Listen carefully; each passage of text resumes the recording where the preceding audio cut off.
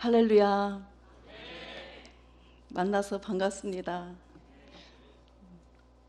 서울과 안성은 그렇게 먼 거리는 아닌데 이렇게 목사님께서 불러주셔서 이 자리에 오게 됐습니다.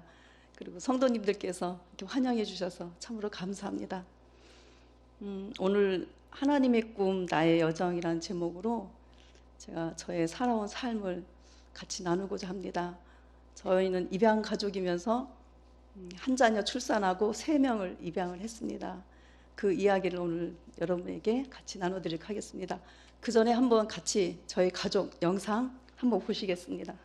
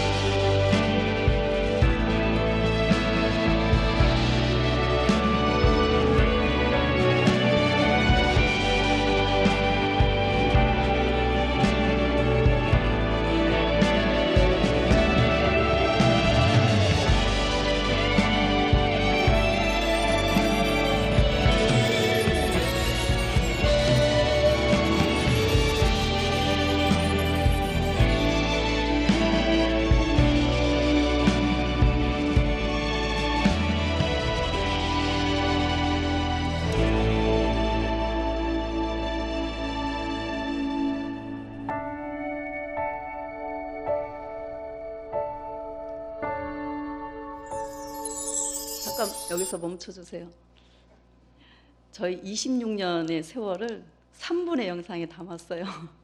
어떻게 보시니까 조금 저희 가족 그동안 어떻게 살았는지 보이시죠? 여기서 하나 저희가 질문 하나 드리고 넘어가려고요. 지금 저희 가족 사진인데 여기에서 저랑 목사님 사이에서 태어난 친생자니 한번 찾아보세요.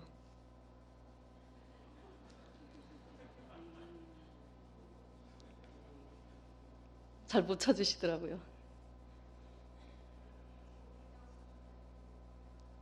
크게 아시는 분 맞출 수 있는 분, 네. 아빠 옆에 왼쪽 뭐 정확하시네요. 맞아요. 목사님 옆에 남자아이가 친생자녀, 현재 25살 대학생이고, 그 옆에가 찬수, 현재 21살. 그리고 맨 왼쪽이죠. 맨 왼쪽이요. 제 옆에 있는 남자가 올해 33살, 우리 큰아들. 그 다음에 제 앞에 우리 시연이 18살. 이렇게 저희 가족 6명입니다. 저희 가족은 또 공통점이 또 있어요. 남자들은 혈액형이 다 똑같아요. 어떤 혈액형을 가지고 있을까요? 다 B형입니다. 저는 무슨 형일 것 같아요? 맞아요. 제 O형입니다. 가정의 평화는 저로부터. 네, 이제 영상 꺼주시고요. 저도 제 삶에서 이렇게 자녀가 넷일 줄은 저도 한 번도 생각 안 해봤고, 어찌어찌 하나님께서 그때그때 주시는 감동에 순종하다 보니까 여기까지 이렇게 오게 되었습니다. 저는 통합 측에서 여전도사로 사역을 했었고, 저희 목사님은 합동 측 목사님이셨습니다. 그래서 통합 측과 합동 측이 만나서 결혼해서 가정을 이뤘고, 그 당시에는 부목사님들 그 사택을 얻는 것이 자녀가 한 명이면 이렇게 쉽다고, 그러니까 부교육자가 교회를 임지를 이동할 때 자녀 숫자가 많으면 사택을 안 준다고 그랬었어요. 그 당시에는. 그래서 저희도 그냥 한 자녀 잘 낳아서 잘 키워볼까 이렇게 생각해서 저희는 한 자녀만 잘 키우면 된다고 생각했습니다. 근데 한 자녀 키워보니까 그렇지 않더라고요. 사찰 집사님 집에 가끔 놀러 가면 우리 아이가 외롭다고, 동생이 있으면 좋겠다고 계속 졸라대고, 그럴 때마다 둘째 아이 출산을 할까 이런 고민을 했습니다. 그러다가 어느 날 TV를 통해서 해외로 입양 가는 아이들의 모습을 보게 됐어요. 그래서 그 모습을 보면서 그 장면이 잊어지지가 않고 계속 기억에 남는 거예요. 그리고 우리 목사님께서도 둘째는 출산하지 말고 입양을 하면 어떻겠냐고. 근데 막상 말이나 생각은 입양에 대해서 한 번쯤 해볼 수는 있지만 그것을 내 가정의 아이로 받아들이는 거는 고민이 참 많더라고요. 여러분들도 그런 고민을 해보셨을 거예요. 근데 그건 누구나 고민하는 것 같아요. 왜냐하면 잘 키울 수 있을까? 똑같은 사랑을 줄 수 있을까?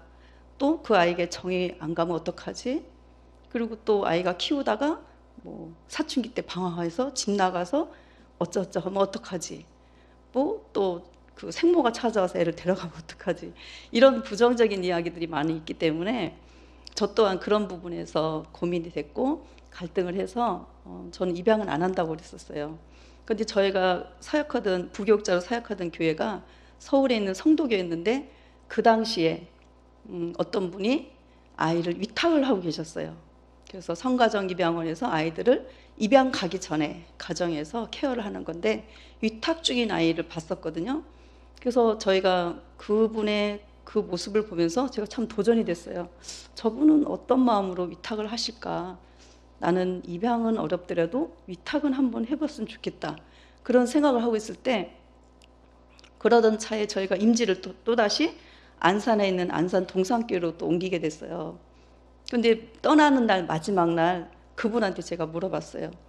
저도 위탁을 하고 싶은데 집사님 저가 어떤 자격 조건을 가져야 위탁을 할 수 있겠습니까? 이렇게 물어보니까 그분이 그 당시 안고 있었던 남자아이가 있었거든요. 사모님 이 아이 한번 안아보세요. 그리고 팔에 안겨줬거든요. 근데 그게 저한테는 하나님의 음성으로 들린 거예요. 너 아이야. 이 아이 입양하면 어떻겠어? 이렇게 들리는 거예요. 그분은 그냥 사모님 이 아이 한번 안아보세요. 이거 했는데 하나님께서 너 아이야. 너가 입양하면 어떻겠니? 이렇게 들리는 거예요. 그 전에 제가 그분 만나기 전까지는 여러분들이 갖고 있는 생각, 그 두려움, 그 불안함, 또 그 아이가 잘못될 것 같은, 나도 그 사랑을 못 주고 잘 못 키울 것 같은 그런 두려움이 많이 사로잡혀 있었는데 그 아이를 받는 순간 제 몸에서 전기처럼 쫙 전율이 흐르면서 그 아이를 품고 싶은 모성애가 확 생겨버린 거예요. 그래서 오늘 그 교회를 떠나서 안산에 있는 동산교로 마지막이거든요, 그날이. 그래서 목사님한테 얼른 달려가서 이 아이 한번 안아보세요. 일단 한번 안아보세요. 그렇게 말씀드리고 그날 안산을 향해서 내려오는 길에 목사님과 차 안에서 의논을 했습니다. 목사님 아무래도 우리가 그 아이를 입양하는 건 어떻겠냐고. 그래서 그 오는 차 안에서 둘이 결정된 거예요. 그런데 사람의 마음이 저도 변할 수 있잖아요. 오늘은 막 은혜를 받고 막 이렇게 하나님께 헌신하려고 하다가도 며칠 있으면 마음이 식어질 수 있고 그렇게 인간이 간사하기 때문에 바로 그 다음날 영화관에 전화를 했습니다. 제가 누가 위탁하고 있는 그 아이를 입양하고 싶은데 저희가 입양할 수 있을까요? 했더니 그쪽에서 서류 이런 거를 준비해서 오세요. 그래서 그때 온 아이가 우리 지금 현재 찬수, 6개월 때 온 아이가 찬수입니다. 그래서 저희가 입양을 시작했습니다. 어떤 분들은 입양기관에 가서 문을 두드려서 입양 서류 내고 이렇게 준비하는데 저는 너무 두려우니까, 너무 입양에 대해서 두려워하고 무서워하고 걱정하고 이러니까 하나님께서 그 방법을 사용하신 것 같아요. 그리고 찬수를 키우면서 너무 좋은 거예요. 이제 하림이도 동생이 오니까 좋고 저도 아이가 둘이 있으니까 좋고, 그 전에 그런 염려, 걱정 이런 건 없고 제가 막 기저귀 갈아주고 제가 우유 먹이고 그리고 어떤 때는 우리 여동생이 조카를 낳았는데 그 모유를 먹이는 모습이 너무 예쁜 거예요. 너무 부러웠어요. 나도 나오면 줄 텐데. 우리 하림이는 모유를 키웠기 때문에 그 마음을 알거든요. 그래서 우리 찬수도 모유가 나오면 먹일 수 있을 텐데 그 마음이 너무너무 간절해서 실제로 저희가 호르몬 분비가 돼서 그런 현상이 일어나는 거예요. 그래서 속옷이 다 젖을 정도로. 그래서 제가 산부인과 병원에 가서 약을 먹고 그게 멈췄거든요. 그 정도로 아이에 대한 그 사랑이 흘러가더라고요. 제가 뭐 노력하고 뭐 잘해줘야지 입양했으니까 더 신경 써 이게 아니라 자동적으로 제가 막 움직이고 엄마로서 그 일을 하고, 어떤 때는 제가 아이 키우다 보면 밥도 제대로 못 먹잖아요. 화장실도 제대로 못 가고 그래도 하는 거예요. 그것이 되게 즐겁고 감사하고 내가 그전에 그 두려움은 어디 갔지? 내가 그전에 두려워서 못하고 있었는데 이게 가능하구나, 할 수 있구나. 근데 그 힘은 어디로부터 오겠어요? 제 힘으로 하는 게 아니잖아요. 하나님 주신 그 은혜가, 제가 하나님 은혜를 주어서 이 아이를 사랑하게 해주사 이게 아니라 하나님이 부어주시는 거예요. 제 속에 그 아이를 사랑할 수 있도록, 그 아이를 돌볼 수 있도록. 얼마나 사랑스러운지. 어느 날 제가 방바닥 이렇게 청소하는데 아이들이 어릴 때는 막 과자 부스러기 많이 떨어져 있잖아요. 그럼 청소하다가 이렇게 보는데 무슨 초콜릿 덩어리 같은 게 이렇게 떨어져 있는 거예요. 그래서 막 방 닦다가 그걸 주워서 제가 먹은 거예요. 먹고선 어금니 딱 씹었는데 초콜릿 맛이 아니고 엄청 써요.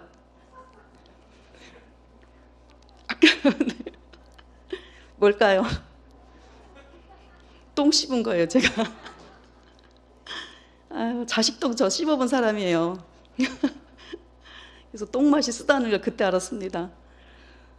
그러면서도 그 아이들 그 육아하는 게 어떤 때는 막 살이 엄청 빠지죠. 47kg까지 진짜 쭉쭉쭉 빠질 정도로 육아는 힘들지만 하나님이 제 안에 이렇게 부어주신 사랑은 다 여러분들한테 표현하지 못할 정도로 참 감동이었어요. 그래서 또다시 입양을 시작을 했습니다. 그래서 찬수 밑으로 여동생, 지금 현재 18살이죠. 그 4개월 된 여자아이를 그때 입양을 또 시작을 했습니다. 근데 그때는 제가 체력이 너무 안 좋아서 목사님 말리시더라고요. 우리 이게 형제면 좋다. 더 우리가 셋을 어떻게 하냐. 그리고 또 부교육자 생활하면서 아이들 다 키우기 힘들다. 둘이면 좋다고. 근데 저는 그때도 하나님께서 그 주신 감동이 식어지지가 않는 거예요. 찬수 키우면서 주시는 그 하나님의 은혜가 식어지지 않아서 새벽에 가서 기도를 하면 아이의 울음소리가 제 귀에서 그치질 않아요. 기도를 할 수가 없는 거예요. 엎드려서 기도하면 영화 안에서 봤던 그 아기들, 영화 안에 가끔씩 방문하면 정말로 그 아이들이 저희들을 갈 때까지 쳐다보거든요. 그 눈빛을 잊을 수가 없는 거예요. 그 아이들이 엄마 엄마 하는 그 소리가 이 귓가에서 떠나질 않아요. 어떤 때는 새벽에 가서 기도하는 게 두려울 정도로. 그래서 하나님이 또 입양을 하라는가 보다. 그래서 그 다음에 또 셋째를 제가 입양을 하게 됐습니다.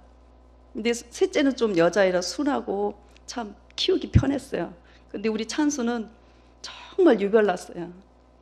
그러니까 우리가 보통 보는 ADHD, 그리고 오은영 박사가 만나는 그런 아이들 있죠. 그런 아이들 모습이 많았어요. 상담이 많이 필요한 그런 모습이 우리 찬수한테서. 그래서 한때는 참 그걸 두고 기도도 많이 하고 고민도 많이 하고 했는데 하나님께서 우리 찬수를 만나 주셨어요. 초등학교 때. 그래서 하나님을 만나고 그 경험을 한 이후로 지금의 찬수의 모습으로 이렇게 성장을 하게 됐습니다. 이 시간은 우리 찬수가 직접 나오기 전에 잠깐 찬수 영상 한번 보실까요?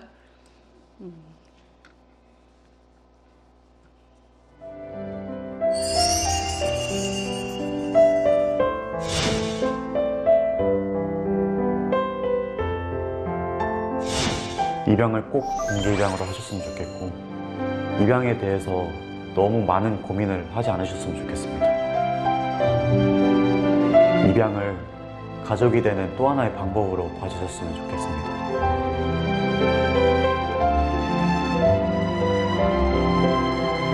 공개 입양에 대해서 홍보를 하거나 아니면 이제 입양된 청소년들을 위한 멘토링을 하거나 이제 입양 성인들 모임에 참여를 하여서 입양에 관련한 일들을 했습니다. 제가 입양인으로서 입양인들을 위해서 할 수 있는 일이 있다는 것이 가장 가치가 있는 것 같습니다.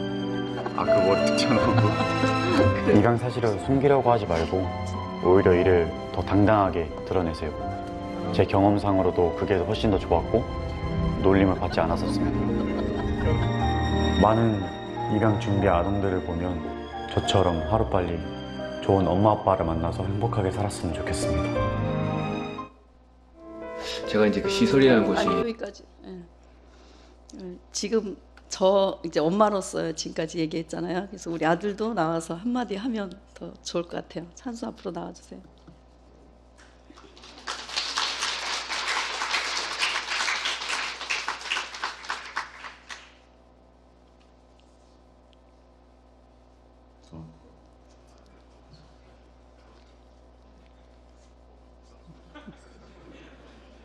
네, 방금 엄마가 말했던 유별난 금쪽이 가셨는데 뭐 무슨 말씀 드려야 될지 모르겠는데, 여기서 아까 영상을 보셨다시피 저는 이제 6개월 때 입양이 되었고요. 지금 현재 21살, 그리고 이제 평택대학교라는 대학교에서 재학 중인 학생입니다. 제가 무슨 말씀을 드려야 할까 고민을 많이 했는데, 이제 많은 분들이 입양 아이나 입양인들을 보시면은 많이 궁금해 하시거나 많이 궁금해 하시는 부분들이 많은데, 그 중에 하나가 이제 이 아이가 좀 부모님 아래서 클 때 좀 차별을 받지 않을까 하는 부분들이랑, 이제 이 아이가 놀림을 받으면서 좀 많이 상처를 받지 않을까 하는 그런 부분들을 많이 궁금해 하시잖아요. 그래서 그 부분에서 짧게 말씀드리고 저는 들어가겠습니다. 일단 결론을 말씀드리자면은 저는 이제 상처를 받으면서 크지 않았고요. 그리고 이제 부모님께서 오히려 사랑을 더 많이 주시면 주셨지 덜 주지는 않았습니다. 그래서 저는 지금 이렇게 잘 클 수 있었고요. 이제 저는 학교에서 놀림을 받은 적이 꽤 많았어요. 이제 초등학교 때. 초등학교 뭐 1, 2학년 이럴 때 굉장히 어리다 보니까 이제 아이들이 입양에 대해서 잘 알지 못하잖아요. 그래서 입양에 대해서 좀 오해를 하거나 그런 부분들이 있어서 너무 어린 마음에 놀림을 하는 친구들이 꽤 있었고, 저도 놀림을 받았었는데, 그 부분에 있어서 제가 상처를 받았을 수도 있지만, 저는 오히려 이제 저희 부모님께서 입양에 대해서 너무나 잘 알려주셨고, 저도 그 사실에 대해서 너무 잘 알고 있었기 때문에 그것에 대해서 상처를 받지 않고 오히려 그 친구들에게 제가 오해를 풀어줌으로써 그 친구들이 입양에 대해서 무엇인지 더 잘 알 수 있게 설명을 했던 것 같습니다. 철수야, 한번 엄마 질문하면 친구들이 너 입양된 사실 알고 너에게 놀리잖아. 그러면 부모님이 입양을 하셨으면 비밀로 키워줬으면 좋았겠다 이런 생각은 안 해봤어? 그 부분은 이제 이것도 많은 부모님들이 이제 생각하실 텐데, 오히려 비밀 입양이 더 좋지 않을까 하는 부분들이 있는데, 비밀 입양으로 하시면은 어찌됐건 간에 몇 년이 지났건 들킬 수밖에 없어요. 어느 순간에는 이 사실을 아이가 알 수밖에 없고, 그게 어렸을 때라면 그나마 덜하겠지만은 성인이 돼서 그 사실을 알게 되면은 엄청난 큰 충격으로 다가오겠죠. 그래서 오히려 비밀 입양보다는 공개 입양으로 큰 게 저한테는 너무 감사했고, 이게 큰 축복이었구나라는 거를 생각하게 됐죠. 오히려 저는.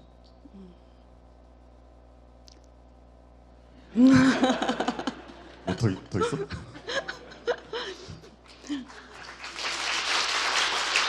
아니, 엄마 아빠는 너를 차별하지 않고 키운다고 키웠는데 혹시 너가 느낀 적은 없었는지? 하여튼 첫 번째 처음에 말했잖아. 오히려 더 사랑을 받았으면 받았지. 차별받은 적은 없을 것 같고. 엄마 아빠한테 뭐 서운한 거 이 자리에서 얘기하면 없는 것 같지? 우리 찬수가 참 학교 다닐 때 놀림을 참 많이 받았어요. 그런 말 중에 하나가 너희 부모는 가짜야. 그리고 너는 입양됐잖아. 이건 이 정도는 괜찮아요. 근데 너희 부모는 가짜야. 너는 버린 거잖아. 너는 고아야. 심지어는 너 고아 새끼야. 이런 말들을 들으면서 컸거든요. 근데 그럴 때마다 얘가 그 상황들 저희한테는 말하는 상황도 있고 말하지 못하는 상황도 있었는데 나중에 그 시간이 지나서 얘기를 해주더라고요. 그러면 그때 참 대처를 잘했어요. 그런 부분에 찬수한테 고맙고, 그리고 공개 입양 부모는 그 공개한 거에 대해서 흔들림이 없어야 돼요.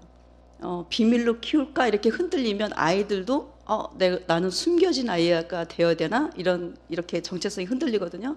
그래서 어떤 상황 어느 곳에서나 입양됨을 당당하게 알리는 부모의 자세도 필요하거든요. 근데 우리 찬수가 그런 면에서는 이렇게 친구들하고 잘 대응을 잘 하고 또 그렇게 상처로 남지도 않고, 그래서 지금은 좋은 친구들을 많이 사귀어서 대학생활을 참 잘합니다. 그리고 찬수가 어릴 때는 참 이렇게 사고뭉치라는 걸 달고 다녔어요. 사고뭉치 이렇게.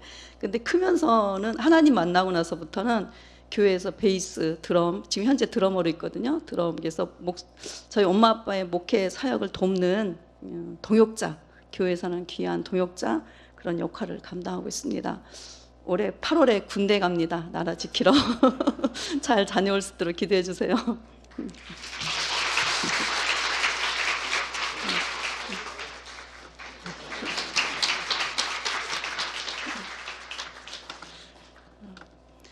그러니까 입양이든 입양이 아니든 자식 키우면서 마음고생 안 하는 부모 어디 있겠어요. 그죠?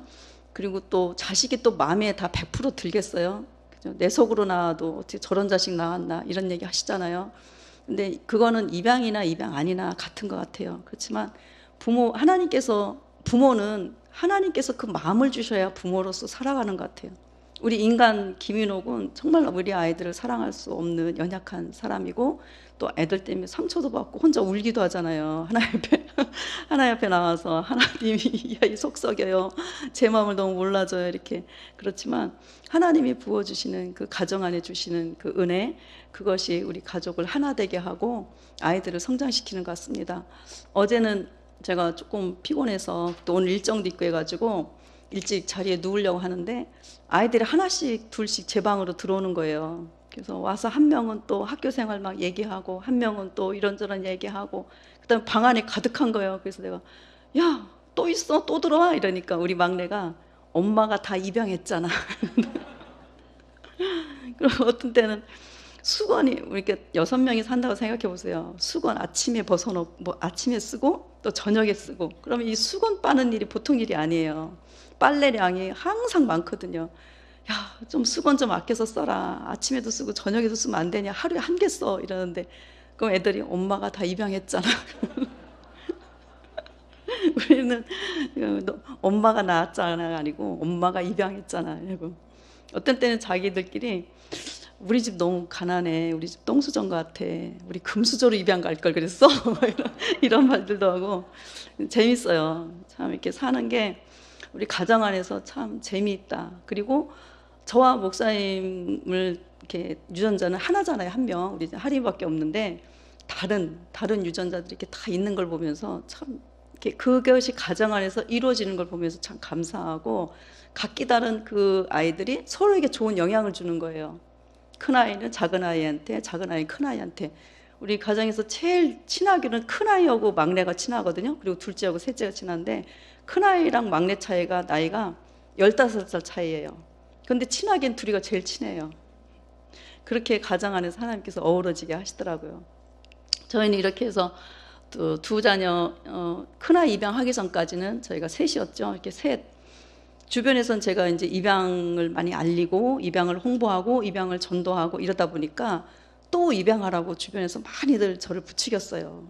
사모님은 열정도 있고 아이들도 잘 키우니까 남자아이를 또 입양하라는 거예요. 근데 제 체력도 그렇고, 그리고 저희가 이제는 교회 사역을 이제 담임 목회나 아니면 개척 사역을 해야 되기 때문에 이제 아이들은 그만 키우고 우리는 이제 셋이면 만족합니다. 더 이상 안 하겠습니다. 선포를 했어요. 저희가 입양 그 지역 모임도 하고 그 입양 홍보하는 것도 저희 열심히 할 테니까 우리 가정에 입양하는 거는 더 이상 저희한테 권하지 마세요. 이것으로 만족합니다. 그러고 저희가 이제 안성이라는 곳에 개척하러 내려왔습니다. 근데 안성에 저희가 교회 개척하러 내려갈 때는 누가 연고가 있는 것도 아니고 아는 사람 있는 것도 아니고 사역지가 있는 것도 아니었습니다. 그냥 전원 환경이 좋아서 아이들과 이곳을 키우면 좋겠다. 그 단순한 마음으로 안성을 내려갔는데 그곳에서 동아방송 예술대학교라고 하는 곳에 카페를 운영하는 사장님이 저희를 찾아오셨어요. 목사님, 사모님, 저희 학교 앞에 카페를 제가 하고 있는데 그곳에서 교회를 해주시면 어떻겠습니까? 이 많은 학생들이 교회가 없어서 평택이나 천안으로 갑니다. 그리고 아이들이 방황하다가 교회를 떠납니다. 저희 카페를 빌려서 교회를 주일마다 예배를 드려주십시오. 이렇게 찾아오신 사장님이 계셨어요. 그래서 우연히 내려간 안성에 저희가 교회 시작을 동아방송 예술대학교 캠퍼스 사역을 시작하게 됐습니다. 그래서 카페에서 처음 예배를 2009년 3월에 첫 주 예배를 드렸는데 이런 곳에 어떻게 학생들이 올까? 그러고서 기다리는 마음으로 이렇게 예배 시간 기도하고 있었는데 그때 5명의 학생이 저에게 찾아왔고 그때부터 저희가 본격적으로 동아방송 예술대학교 캠퍼스 사역을 시작을 했습니다. 그렇게 시작된 교회가 한 3년, 그러고 나서 채플실로 들어갔어요. 그 학교 안에 채플실이 있어서 학장님 허락을 받고 3년 정도 있는 거로 계약을 하고 채플실을 빌려서 동아방송대 사역을 했습니다. 정말로 그 외지에서 오는 학생들, 거의 유학생 그 교회 같은 그런 사역이에요. 거의 밥해서 나르고 우리 아이들 손잡고 그냥 밥솥 같은 거 학교에다 올려놓고 밥하고 밥그릇 씻기 다 실어 날라서 학교로 가져가고 끝나면 다 가져와서 또 설거지하고 그렇게 학교 사역하고 그리고 아이들 시험 때 방학 때 이런 때는 찾아다니면서 또 샌드위치 나눠주고 그런 사역을 하다가 저희가 채플실을 3년밖에 사용을 할 수 없어서 이제는 학교를 나와가지고 인근에다가 교회를 다시 이렇게 해야 되는데 학교 주변에는 상가들도 마땅히 없고 저희가 시골이에요. 보시면 이따 아시겠지만 상가도 많이 없고 또 교회를 마땅히 이렇게 얻어서 할 데가 많이 없어요. 그래서 우여곡절 끝에 기도하다가 하나님께서 논 한가운데 땅을 사게 하셨어요. 땅이 없어서 겨우 난 곳이 그곳이었어요. 그래서 그곳에다가 교회를 지었습니다.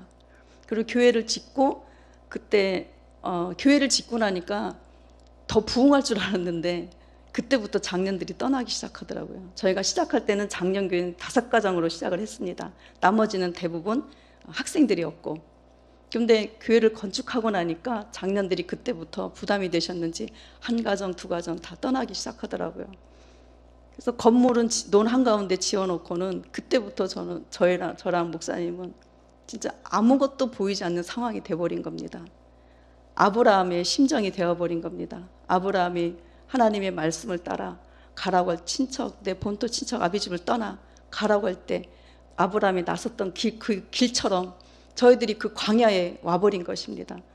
학생들은 계속 오는데 그 아이들을 먹이고 그 아이들의 필요를 채워주고 해야 되는데 같이 일할 장년들이 없는 거예요.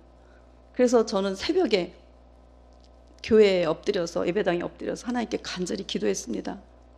하나님, 저희는 힘이 없고 연약합니다. 저희들과 함께 학생 사역할 수 있는 장년 가정들을 보내주세요. 그러고 간절히 기도했습니다. 붙잡을 곳은 하나님밖에 없었어요. 아무리 바라봐도 바라볼 곳이 하나님밖에 없었습니다. 그런데 그때 하나님께서 저에게 음성을 들려주시고 환상을 보여주셨어요. 어떤 한쪽 구석에서 엄마 부르면서 찾고 있는 남자아이 모습을 보여주시고 그리고 이쪽 귀와 이쪽 귀로는 내 자식이다, 내 아들로 품어라 이렇게 말씀하시는 거예요. 그동안 교회 캠퍼스 사역하고 땅을 사서 논 한가운데 교회를 짓고 그래서 지금 청년들은 다 떠나가서 같이 일할 수 있는 장년들을 보내달라고 기도하는데 하나님께서는 어떤 아이를 보여주시고 그 아이를 품으라고 하는 거예요. 내 자식이라고. 내가 방금 기도한 거와 하나님이 보여주는 거와 들려주는 게 너무 다른데 제 마음에는 그게 뭉클하면서 감동으로 오는 거예요. 하나님 어떤 그런 계획을 세우셨어요. 저는 그냥 이곳에 건축하는 거, 목사님이랑 둘이 눈 오면 하늘 향해서 손을 들며 눈 멈추게 해주세요. 비 오면 하나님 눈 멈추게 해서 건축이 멈추면 안 돼요. 그렇게 둘이 밥해대면서, 인부들 밥해대면서 그렇게 건축을 했는데 그것밖에 안 보여서 그렇게 달려왔는데 하나님은 어떻게 우리 가정에 아들을 준비하시는 그 계획을 하나님은 세우셨어요. 근데 그 울고 있는 아이가 누군지 전 알았거든요. 아까 제가 말씀드렸듯이 처음에 카페에 찾아온 학생 5명 있었다 했죠. 그 중에 한 명이었어요. 근데 그 중에 한 명인 그 학생은 방학 때도 집에 안 가고 명절에도 집에 안 가는 거예요. 그래서 어느 날 제가 불러서 물어봤어요. 너는 왜 집에 안 가니? 그랬더니 그 학생의 대답이 저희 집은 너무 가난해요. 그래서 차비가 없어서 집에 못 가요. 아, 그렇구나. 그럼 형제가 어떻게 돼? 저 혼자 독자예요. 아, 그래서 너는 그 집이 부산이었거든요. 집이 멀고 가난하고 그래서 추석이나 또 구정에 그리고 방학 때 집에 못 가는구나. 아, 그렇구나. 저 아이를 밥이라도 와서 먹이고 그래야 되겠다 해서 좀 챙겨주긴 했어요. 그때그때 챙겨주고 그때그때 도와주고 뭐 그랬지 물질적으로 큰 도움은 못 돼줬어요. 근데 그 아이였어요. 제가 환상 속에서 보여준 그 아이가 그 아이였어요. 근데 제가 이 환상을 보기 전에 그 아이가 목사님을 찾아왔었어요. 제가 그 아이가 그 학교를 졸업을 하고 취업을 해서 나가야 되는데 세상에 나가는 게 너무 두려운 거예요. 그래서 목사님한테 상담하러 왔어요. 목사님, 사실은 저는 고아입니다. 부모님이 어렸을 때 다 돌아가셨습니다. 7살 때 아버지가 교통사고로 돌아가시고 11살 때 엄마가 병으로 돌아가셨어요. 그래서 저는 보육원에 들어가서 지금까지 살다가 동아방송예술대학교에 왔습니다. 그리고 졸업하고 사회로 나가려 하는데 너무 두려워서 목사님 저를 위해서 기도해 주세요. 저의 기도 후원자가 되어 주세요. 그렇게 말했던 청년이었어요. 근데 그 청년을 저는 기도할 때 하나님이 환상 중에서 그렇게 말씀하시는 거예요. 내 자식이다. 내 아들로 품어라. 근데 그게 저한테는 너무 감동이어서 머릿속으로 계산이 안 되는 거예요. 근데 그 아이의 나이가 23살이었어요. 23살 남자아이를 입양하라는 거예요, 하나님께서. 근데 제가 그거를 계산하고 하나님 안 돼요. 저 못해요. 무슨 23살짜리 걔가 어떤 애인 줄 알고. 걔 보육원에서 컸다는데 어떻게 저희 가정 입양해요. 이렇게 하는 게 맞잖아요. 근데 저는 그때 하나님 감동이 너무 크니까 원더풀이라고 그랬어. 원더풀. 하나님 원더풀. 하나님 원더풀 너무 멋있어요. 하나님 어떻게 그런 계획을 세우셨어요. 저희 가정은 이제 새 아이만 키우면 된다고 생각했는데 하나님은 자녀를 또 주시려는 이런 계획을 세우신 하나님 할렐루야 너무 감사합니다. 그 감동이 이 마음에서 막 여기까지 차올라서 기도를 마치고 집으로 와서 목사님한테 그 이야기는 안 했죠. 제가 뭐 환상을 봤다 뭐 들었다 이런 얘기는 안 하고 그 아이를 우리 가정에 입양하면 어떻겠냐고, 후원하는 것도 좋고 돕는 것도 좋지만 가족으로 같이 사는 게 더 좋을 것 같다 이렇게 말씀드렸더니 목사님도 좋다고 그렇게 말씀하시더라고요. 그러면 그 다음은 되게 편할 것 같죠. 다 됐을 것 같죠. 근데 우리 생각만 여기까지 온 거예요. 제가 하나님께 감동받은 거 그리고 목사님이 허락하신 거 여기까지는 됐어요. 그리고 우리 아이들을 불러놓고 물어봤어요. 누구누구 형, 누구 오빠 우리 가정에 같이 이렇게 들어와서 살면 안 되겠니? 우리 가족이 되면 어떻겠니? 그러니까 우리 아이들이 다 좋다고 그랬어요. 그 아이를 교회에서 이렇게 봤을 때 잘 놀아주고 잘 이렇게 괜찮은 형, 괜찮은 오빠로 봤기 때문에 애들이 다 좋다고. 그래서 그냥 제가 간단한 예를 들었어요. 만약에 엄마 아빠가 물려줄 재산이 1,000만 원이 있어. 근데 제가 금액을 좀 크게 할 걸 그랬어요. 1,000만 원이 있어. 근데 너희들이 3명이면 330씩 나눠야 되는데 형이 들어오면 250이 돼. 근데 제가 조금 크게 할 걸, 그죠? 근데 애들이 뭐 나는 돈 관심 없어. 뭐 돈은 벌면 돼. 뭐 이러면서 괜찮다고. 그 형이 들어오면 좋겠다고. 그래서 우리 하림이한테는 너 위에 형이야. 괜찮겠어. 난 형 있으면 좋다고. 그래서 우리끼리 다 합의가 됐어요. 근데 중요한 건 이제 본인 당사자잖아요. 제가 어떻게 반응할지는 저도 굉장히 긴장되더라고요. 그래서 어느 날 불러서 물어봤어요. 이제 저희 얘기를 했거든요. 또 꿈 꿨다 이런 얘기는 안 하고, 또 환상 봤다 이런 얘기 안 하고, 우리 가정에 들어와서 같이 살면 어떻겠니? 우리 가족이 되어주면 어떻겠니? 했는데 우리 아들이 처음 반응은 오케이, 좋아요 했어요. 근데 그 다음부터 그 마음이 계속 유지가 되면 좋은데 그 다음부터는 이렇게 마음이 바뀌더라고요. 그리고 주변에서 흔들어대는 거예요. 우리 아이를 아는 친구들, 또 보육원에 있었던 선생님들, 거기 있었던 분들, 왜 그 나이에 입양을 가냐? 네 나이는 자유롭게 독립해서 살 나이인데, 뭐 그런 것들. 그리고 그 목사님 사모님에서 좀 더 알아봐라, 뭐 이런 거. 여러 가지 것들이 우리 아이를 계속 방해하는 거예요. 그러니까 우리 아이도 우리 가정에 들어오고 싶은데 들어와 살아보진 않았잖아요. 그러니까 또 두렵기도 하고, 또 들어가려고 하는 가정이 또 목사님 가정이잖아요. 일반 가정도 목사님 가정이고, 또 들어가면 서열이 또 장남이고, 그러니까 여러 가지 것들이 부담이 있었겠죠. 그래서 안 들어온다고 하는 거예요. 근데 그때부터 제가 얘가 안 들어온다고 할 때부터 제 몸이 이상해졌어요. 밥을 못 먹어요. 잠을 못 자요. 그 시간이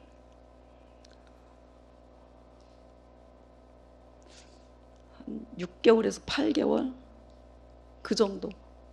그 사이에도 들어온댔다가 안 들어온댔다, 들어온댔다 안 들어온댔다 이런 시간이 있고, 거의 우리 목사님도 저의 그런 상태를 보고 제 아내가 사모가 다 죽게 생긴 거예요. 먹지 못하지, 자지 못하지. 그 아이를 잃어버린 가정에서 막 아이를 찾기 위해서 포스터 만들고 뭐 현수막 붙이고 이러면서 부모들이 찾아 나서잖아요. 거의 그런 심정이 제가 돼버린 거예요. 어떤 때는 내가 미친 거 아니야. 이거 제정신이 아니지. 내가 뭐가 부족해서? 이미 아들 둘 있고 딸 있고. 근데 왜 이러지 내 몸이? 저도 이상한 거예요. 그래서 어느 날 하나님께 씨름을 했어요.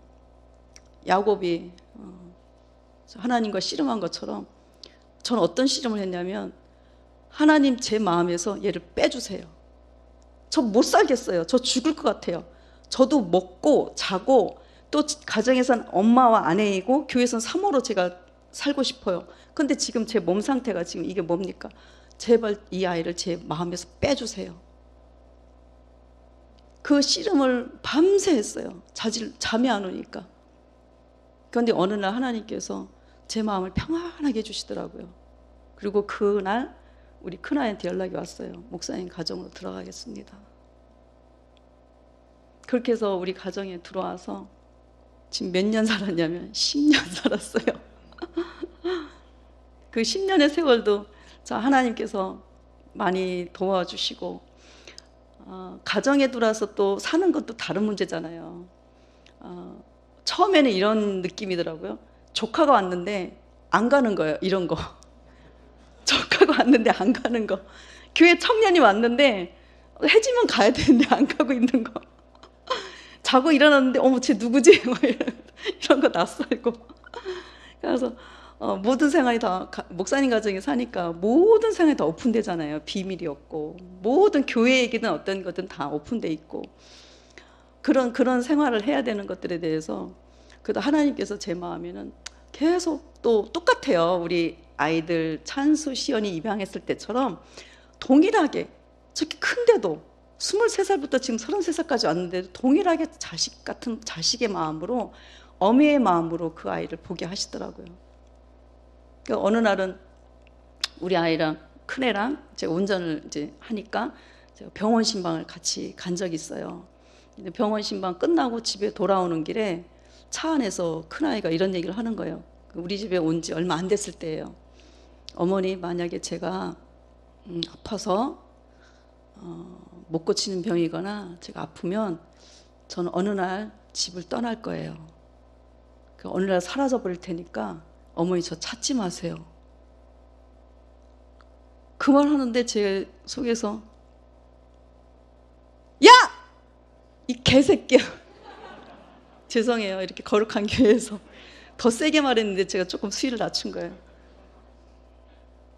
그 아이에 대해서 욕한 것이 아니라 그 생각에 대해서 욕한 거거든요. 야! 이 개새끼야. 어떻게 너랑 나랑 만난 관계는 하나님께서 입양으로 만난 관계고 부모 자식으로 만난 관계인데 너는 그걸 이렇게 쉽게 생각하냐? 어떻게 너는 그걸 쉽게 생각하냐? 하나님께서 맺으신 관계고 부모 자식 되는 게 그 쉬운 일이냐? 하나님께서 언약으로 맺으신 건데 너가 어떻게, 너가 아프다고 사라지는 거 어떻게 그런 말 할 수 있냐고. 그럼 너는 엄마가 아프면 떠날래? 그 다음부터 아이가 잠잠하더니 그 이후로부터 우리 가정에 조금씩 마음의 뿌리를 내리기 시작하더라고요.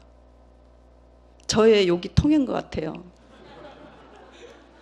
이제 이 아이도 이 가정에 들어와서 뿌리를 내려도 될까? 내가 또 어떤 일이 있어서 마음에 안 들면, 병들고 아프면 또 이 가정에서 이렇게 나를 거절하는 건 아닌가? 이런 게 있었던 것 같아요. 그러니까 저를 달아보는 거죠. 이 엄마가 진짜 내 엄마가 맞나? 이렇게 나이 늦게 만난 엄마가 우리 엄마인가? 이런 거 있잖아요. 쉽지 않잖아요. 아이도 그 세월을 그렇게 살아왔으니까. 그래서 저를 그렇게 계속 테스트해요. 근데 제가 잘 안 넘어가죠. 욕이 최고예요. 그리고 우리 아들이 또 부산 사나이예요. 그래서 좀 만만치 않아요. 그냥 엄마가 키우기에는. 근데 저희한테 딱 걸려서 잘 건강하게 잘 자랐습니다. 우리 큰아이 영상도 있는데 한번 보실까요? 제가 이제 그 시설이라는 곳이 단체 생활을 하는 곳이잖아요. 그래서 이제 또 이렇게 또 위에 선생님들이 계시지만 이렇게 개별적으로 사랑을 주신다고 해도 이렇게 개별적으로 1대1로 이렇게 사랑을 주실 수도 없으니까 그런 사랑을 처음 이렇게 부모님, 어머니, 아버지 이렇게 받았을 때는 조금 이렇게 조금 힘들었어요, 마음에. 제가 받아보지 못한 사랑이니까 뭔지 모르게 마음이 좀 힘들었어요. 어머니께서 이제 계속 제가 이렇게 어색해하고 제가 거부하고 이랬던 그 시기들이 있었는데 계속 어머니께서는 그래도 이렇게 아낌없는 사랑과 관심을 이렇게 해주시니까 어느 순간부터 이렇게 자연스럽게 이렇게 가족이라는 이렇게 그 울타리 안에 이렇게 제가 스며시 스며들었던 그런 것 같네요.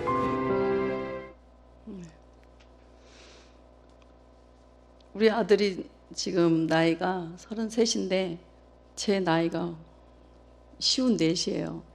사람들이 제가 큰애가 이제 회사에서 부모님 나이가 어떻게 되시냐 이러면 제 나이랑 계산하잖아요. 그러면 너네 엄마 허니문이냐 아니면 사고 쳐서 낳았냐.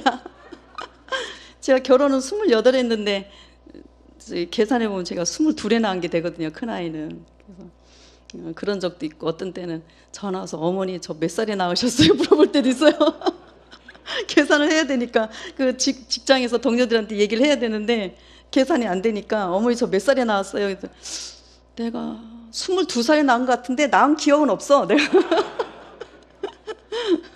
그래서 근데 우리 큰아이가 좀 목사님이랑 이렇게 같은 게 많은데 동성동본이에요. 경주김 씨, 그죠, 목사님? 그리고 혈액형도 목사님이랑 B형. 그래서 참 이렇게 하나님께서 그런 것도 다 맞춰주셔서 호적에 올렸을 때도 다 저부터 다 김이에요. 그래가지고 너무너무 감사하고 살아가면서도 그런 부분들이 참 좋더라고요. 이렇게 하나님께서 다 맞춰주신 것이 얼마나 하나님이 섬세하시고 하나님이 사랑이 많으신지 다 이렇게 가정 안에 모아주셨지만 하나님께서 오래전부터 계획하셔서 퍼즐 맞추듯이 한 가정에 이렇게 불러 모아주셨구나, 이거를 경험을 합니다. 그래서 입양은 복음입니다. 진짜 하나님께서 우리를 입양하셨잖아요. 근데 그 입양을 자녀들 입양하면서 한 번 더 경험하게 되고, 그리고 하나님의 사랑을 경험하게 되고, 어떤 때 우리 아이들 키우면서 막 부족한 걸 보면 막 그것 때문에 기도하는데 하나님 뭐라고 하시냐면, 너도 그래. 그래요. 너도 그래. 너도 내 말 안 듣잖아. 너도 내 말 순종하지 않잖아. 그래서 하나님 알려주시고, 또 아이들 입양한 자녀가 그 예쁘고 사랑스러울 때 보면서 하나님께서 나를 향한 그 사랑, 하나님께서 나를 향한 그 사랑이 어떤지, 제가 잘못하든지 못하든지 불순종하든지 어떤 때에나 저를 향해서 끊임없이 바라보면서 사랑하시는 그 사랑이, 아, 이런 거구나, 내가 우리 아이들에 대해 사랑하는 것처럼 하나님 사랑이 바로 이런 거구나라고 제가 조금은 하나님 사랑에 대해서 경험을 합니다. 그래서 저희 가정에 그런 이야기들이 있고, 그리고 잠깐만요.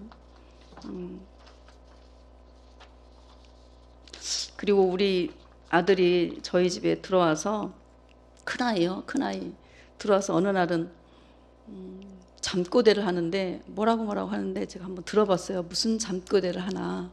근데 그 잠꼬대가 제가 참 마음이 아팠어요. 뭐냐면 먹고 살아야지였어요. 먹고 살아야지. 23살 남자아이가 잠꼬대로 하는 소리가 먹고 살아야지. 부모가 있는 가정에서 자란 아이들은 그런 잠꼬대 할까요? 여차저차 힘들면 또 부모님 용돈 달라고 해야지, 부모님께 손 벌리고 부모님 도움을 청해야지. 이런데 우리 아이는 부모님이 안 계시니까 어릴 때부터 그 마음에 먹고 사는 문제가 굉장히 큰 거예요. 어떻게 먹고 살까, 이 문제가. 그래서 잠꼬대를 먹고 살아야지라는 잠꼬대를 하더라고요. 근데 지금은 그런 잠꼬대 안 하고 정말 잘 성장하고 직장 생활을 하면서, 지금 목공예, 제가 이제 손재주가 좋아서 목공예를 하라고 해가지고 우리 집에 있는 가구를 거의 목공예로 다 원목으로 조금씩 이렇게 바꿔주고 있습니다. 하나님께서 우리 찬수도 그렇고 시연이도 범진이도, 하나님께서 그 처음에 우리 만나기 전에 연약할 때의 모습은 그 아이 속에 저런 모습이 있었나 하는, 그렇게 가려진 모습이 있지만 가정에 들어와서 사랑을 받으니까 그 아이 속에 잠재되어 있는 여러 가지 은사, 하나님께서 주신 재주, 그렇죠, 달란트, 이런 것들이 하나씩 발견이 되고, 그런 것들이 하나씩 성장해 나가는 걸 보면서, 그냥 고아로 먹고 사는 문제로 살았다면 이 아이의 이런 문제들이 참 이렇게 묻혀 있고 그런 은사가 드러나지 않았을 텐데, 하나님께서 그 가족의 사랑 안에서, 하나님 사랑 안에서 크니까 그 은사가 발휘되는 걸 보면서 참 감동일 때가 참 있습니다. 지금은 제가 우리 개척하는 그 상황 속에서 오늘 아브라함의 오늘 말씀도 아브라함의 여정에 관한 말씀이었잖아요. 그 개척하고 우리 아이들 키우는 과정 속에서 그 힘든 시간들을 제가 작사를 했어요. 그래서 작년 한 곡 내고 올해 또 한 곡을 또 음반을 냈는데, 그 중에 한 곡을 제가 들려드리고 싶어요. 제목이 뭐냐면 아무것도 보이지 않아. 그래서 그 찬양을 들으면 저가 그리고 아브라함의 삶을 통해서 제가 배운 거죠. 그래서 개척하는 상황이 얼마나 깜깜했었고, 그리고 자녀들을 키우면서 이 아이들이 앞으로 하나님께서 어떻게 키워가실지, 그걸 제가 당장은 보지 못하니까 그때 낭망하고 힘들어할 때 아브라함의 삶의 여정을 보면서 제가 많이 붙들고 하나님께 기도했는데, 하나님께서 그 기간을 통해서 저한테 가사를 주셨어요. 그래서 그 가사를 찬양으로 만들었습니다. 그래서 오늘 저만 온 게 아니라 또 이 가사를 작곡해서 부른 저희 교회 청년을 데리고 같이 왔습니다. 우리 김찬양 형제의 아무것도 보이지 않아 불러주세요.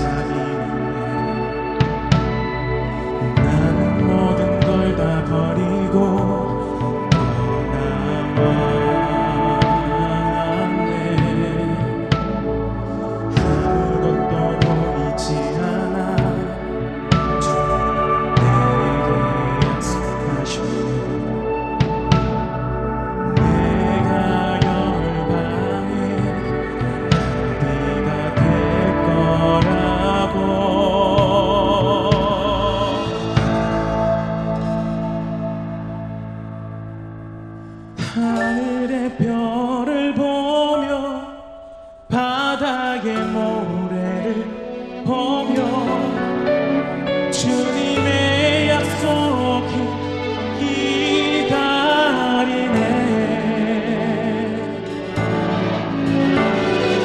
내가 주님의 이름을 이곳에서 부르고 내가 이곳에서 예배하리라.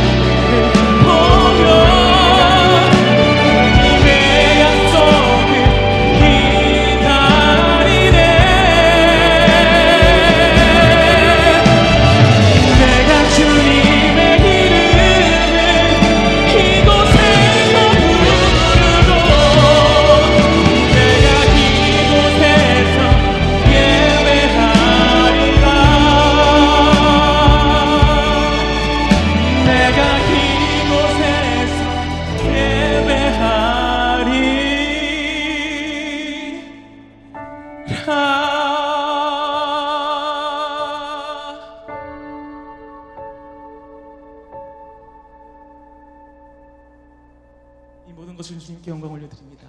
아멘.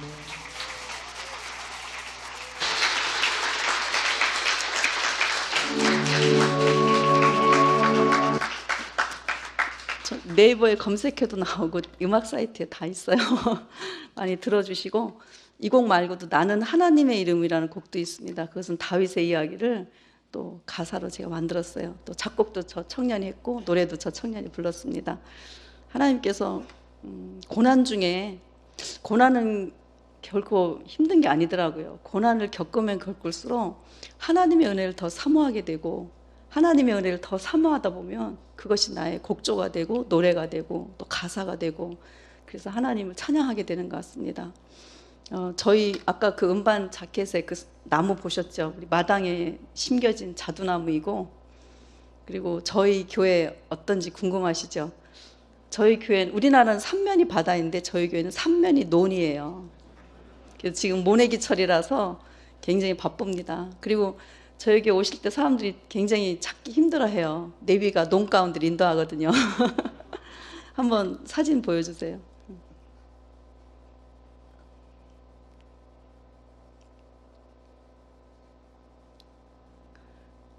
저렇게 교회가 논 한가운데 있습니다. 하나님께서 사계절을 다 이렇게 겨울엔 눈으로 여름에는 저렇게 모로 파랗게 그리고 또 가을에는 황금 들판으로 하나님이 늘 인테리어를 해주세요. 주변 인테리어를 항상 해주시고 지금은 개구리가 엄청 울어대고 오늘은 뱀도 보이더라고요. 또 저렇게 교회 입구 모습입니다. 드론으로 촬영한 것도 한번 보여주세요.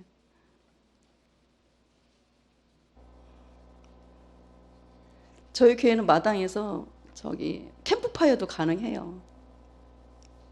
남서울 중앙교회 온다고 하니까 성도님들이 저를 이렇게 손을 들어서 2년 전에 찍은 건데 지금 모습이랑 거의 똑같습니다. 하나님께서 저곳에서 우리 청년들을 키우는 일을 하게 하십니다. 환경은 시골인데 저희 교회는 청년이 90%예요. 청년들이 예초기도 돌리고 나무 전지도 하고 퇴비도 주고 그리고 또 교회 관리 그리고 재정 같은 것도 청년들이 많은 부분 거의 다 담당하고 우리 청년 주방도 심지어는 제가 주방도 물려줬어요. 10년을 제가 주방에 있다가 코로나19로 제가 나왔더니 우리 청년들이 들어가더라고요. 그래서 청년들이 주방도 차지했고 차량 운행 뭐 이런 거 다 청년들이 다 합니다. 그리고 저희는 청년 집사가 또 있어요. 그래서 청년 집사님들이 또 같이 수고해 주시고 그래서 저희는 청년 농촌에 있지만 청년 사역하는 교회 그러면서 저희는 또 하늘꿈 선교단이 있어서 또 찾아가는 공연 이렇게 찾아가서 찬양도 하고 같이 어르신들 또 위문 공연도 하고 군부대도 같이 사역을 하고 그래서 시골에서 작지만 하나님이 부르시는 어느 곳에 가서든지 선교하는 그런 또 교회이기도 합니다. 이 시간은 같이 한 곡을 같이 찬양을 불렀으면 좋겠어요. 오늘 간증을 준비하면서 하나님의 은혜밖에는 제가 전할 게 없더라고요. 그래서 하나님의 은혜 같이 저하고 여러분들이 같이 그 찬양을 불렀으면 좋겠습니다.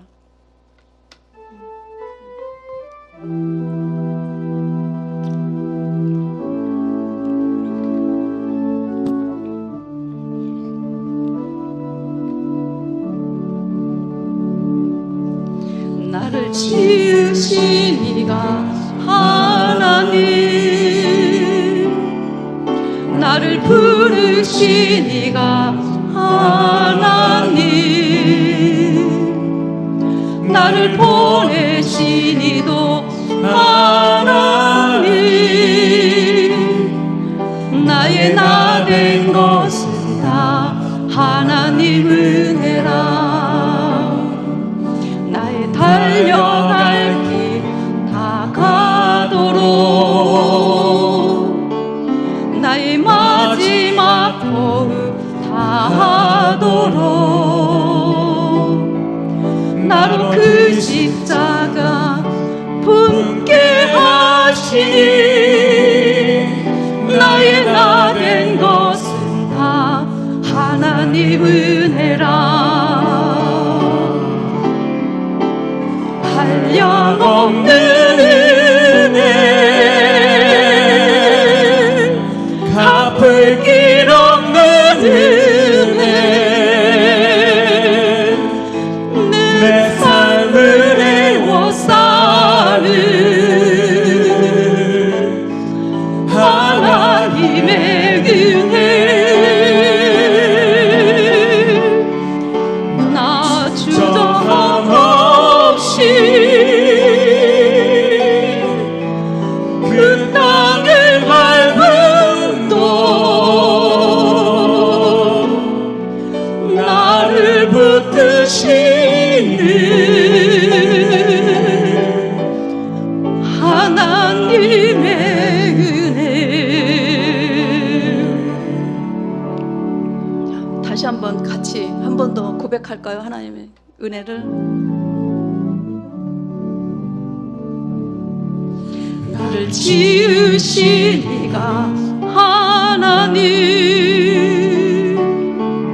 나를 부르신 이가 하나님 나를 보내신 이도 하나님 나의 나 된 것은 다 하나님 은혜라 나의 달려갈 길 다 가도록 나의 마지막 호흡 다 하도록 나로 그 십자가 품게 하시니 나의 나 된 것은 다 하나님 은혜라 한량없는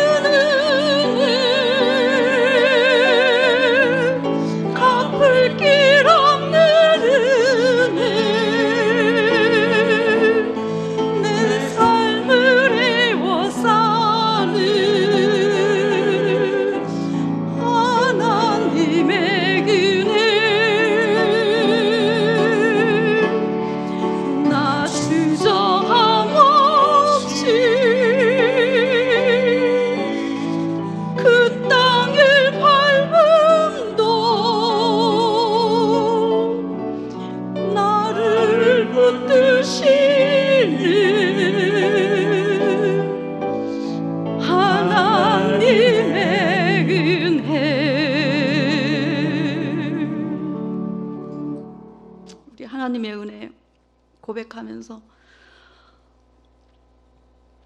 우리 같이 기도하면 어떨까요? 하나님의 은혜. 저가 기도하고 마무리하는 것보다 하나님의 은혜를 고백하고 싶어요. 우리 가정에 주신 하나님의 은혜, 나를 어머니로 부르신 하나님의 은혜, 나를 아버지로 부르신 하나님의 은혜, 나를 자녀로 부르신 하나님의 은혜, 내 가정을 주셔서 하나님 감사합니다. 더 많이 사랑하겠습니다. 하나님의 은혜로 더 많이 사랑하겠습니다. 더 많이 순종하겠습니다. 더 많이 복종하겠습니다. 내 자녀를 더 많이 축복하겠습니다. 하나님, 이 시간 고백하면서 다 같이 통성으로 기도하겠습니다. 하나님 아버지, 주님, 아버지, 내 아버지가 되어주셔서 하나님 감사해요. 나의 아버지가 되어주셔서 감사해요. 하나님, 나를 불러주시고 나를 지으시고 나를 부르시고 나를 우리 가정에 보내주셔서 하나님 감사해요. 하나님의 은혜가 이렇게 감사한데 아버지, 내 가정에 살면서 내가 감사하지 못하고 아버지 불평불만하고 원망한 거, 근심하고 아버지 불안한 거 아버지 용서하여 주시옵소서. 아버지 알리셔 와이칼레스 말레스시여, 아버지 나의 연약함을 지어 도와주시고 내 힘으로 아버지 사랑하려고 했다가 아버지 실패한 것들을 용서하여 주시옵소서. 내 힘으로 아버지와 가정을 해서 살았던 것들을 주여 용서하시고 이제 하나님의 주신 힘과 능력으로 나아갈 수 있도록 주여 도와주시옵소서. 하나님께서 주시는 힘과 능력, 성령의 능력과 성령의 지혜로 내 가정을 돌보고 하나님 나라를 세워갈 수 있도록 주여 도와주시옵소서. 하나님, 가정을 통하여 하나님 나라가 아버지 세워지길 원합니다. 가정을 통하여서 우리 가정이 교회가 되길 원합니다. 하나님 나라가 임하길 원합니다. 내 가정을 축복하여 주시옵소서. 내 가정을 축복하여 주시옵소서. 믿음의 가정이 되게 도와주시고 하나님의 자녀된 가정이 되게 도와주시고 믿음으로 하나 되게 도와주시고 성령으로 하나 되게 하여 주시옵소서. 내 가정이 하나님의 주인이 되어주시고 내 가정이 주님이 하나님 나라의 왕이 되어주셔서 주님을 왕이라 나의 주인이라 부르는 가정이 되게 주여 역사하여 주시옵소서. 주님 아버지 감사합니다. 아버지, 내 안에 주시는 그 은혜가 말로 다 할 수 없는데 나 같은 죄인을 용서하신 그 하나님의 은혜, 그것만이 나를 살 길이요 그것만이 나의 모든 것의 고백이 되어주는 줄 믿습니다. 아버지여, 나로 하여금 아버지여 주님만을 높여드리게 하여 주시고 주님만을 찬양케 하여 주시옵소서. 아버지여, 나의 연약함들을 내려놓게 하시고 나의 아버지 죄악된 것들을 내려놓게 하시고 나의 허물을 내려놓게 하시고 예수 십자가 보혈의 피로 나를 씻겨 주시옵소서. 아버지여, 나의 죄를 용서하여 주시옵소서.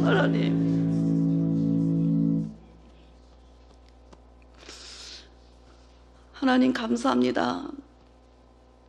하나님께서 교회를 만나기 전에 먼저 가정을 주셔서 그 안에서 하나님을 찬양하고 경배하고 하나님의 사랑을 누리라 하셨는데 우리가 그것을 많이 놓치고 하나님 아버지 가정을 바로 세우지 못한 것들이 있다면 하나님 이 시간 용서하여 주시옵소서. 아버지는 아버지로, 어머니는 어머니로, 자녀는 자녀로 하나님의 창조 질서에 맞게 가정을 세울 수 있도록 주여 인도하여 주시옵소서. 가정의 주인은 하나님이시며 가정의 주인은 아버지 오직 우리의 하나님 아버지뿐이심을 아버지가 우리가 믿고 나아가게 하여 주시옵소서. 하나님, 그래야 우리가 섬기는 이 교회도, 우리가 섬기는 우리 남서울 중앙교회도 우리가 더 하나 되어서 섬길 수가 있고 교회를 든든히 세워갈 수가 있사오니 먼저 우리 가정에 주신 그 은혜를 회복할 수 있도록 하나님 우리에게 축복하여 주시옵소서. 성령이 하나 되게 하신 것을 가정 안에서 힘쓰게 하여 주시옵소서. 하나님께서 믿음으로 하나 되게 하신 것을 지키게 하여 주시옵소서. 하나님 아버지, 자녀가 부모에게 복종케 하시고 아버지 부모는 자녀를 사랑하는데 하나님의 은혜를 힘입어서 그 사랑으로 사랑할 수 있도록 아버지 축복하여 주시옵소서. 부모된 우리는 끊임없이 하나님 앞에 나아가서 그 은혜를 구하게 하여 주시옵소서. 하나님의 말씀에 순종하는 부모가 되게 하여 주시옵소서. 그러므로 자녀도 부모가 하나님께 순종하는 그 모습을 보고 따라가는 자녀들 되게 하여 주시옵소서. 그래서 하나님 이 시대에 아버지 믿음의 가정이 아버지와 정말 이 시대 가운데 하나님의 아버지 빛과 소금이 되며 이 시대를 이끌어가는 아버지 주의 귀한 아버지 믿음의 가정들 될 수도 도와주시옵소서. 남성을 중앙교회가 아버지여 가정들이 살아나게 도와주시고 믿음의 가정들의 믿음이 회복되어지게 도와주시고 성령이 하나 되는 역사가 일어나게 하여 주시옵소서. 아버지여 믿음 안에 복음 안에 하나 되는 그런 남서울 중앙교회 성도들 될 수 있도록 축복하여 주시옵소서. 주께서 오늘 또 입양을 통하여서 하나님 말씀하셨지만 입양은 하나님 곧 복음이요 또 하나 우리가 고아된 것을 하나님께서 고아인 우리를 하나님께서 입양하신 것은 아버지 또한 복음인 줄 믿사오니 우리가 하나님께 먼저 입양된 자로서 또한 아버지 이 시대 가운데 정말로 아버지 마음으로 품어야 될 자들을 품고 그들을 위해서 기도하게 해 주시옵소서. 지금도 아버지 어려움 중에 고아로서 나그네로서 살아가는 자들이 얼마나 많습니까? 그들 행하여서 우리가 마음으로 지지하고 기도하고 또한 삶으로 도울 수 있으면 도울 수 있는 마음을 우리 가운데 허락하여 주시옵소서. 하나님의 선한 마음을 품을 수 있다면 우리가 그것을 품고 나갈 수 있는 선교가 될 수 있도록 주여 도와주시옵소서. 하나님께서 우리 가운데 이 땅에 우리가 무엇으로 어떻게 살아야 될지 알려주시길 원합니다. 우리가 이 시대를 살아가는데 그냥 왔다 그냥 가는 삶이 아니라 하나님께서 가장 기뻐하는 그 삶을 살아갈 수 있도록 우리 안에 말씀하여 주시고 헌신하고 나아갈 수 있도록 주여 축복하여 주시옵소서. 하나님 오늘 또 이 시간 허락하신 하나님 감사합니다. 주님의 은혜를 감사합니다. 사랑 많으신 예수님의 이름으로 기도드리옵나이다. 아멘.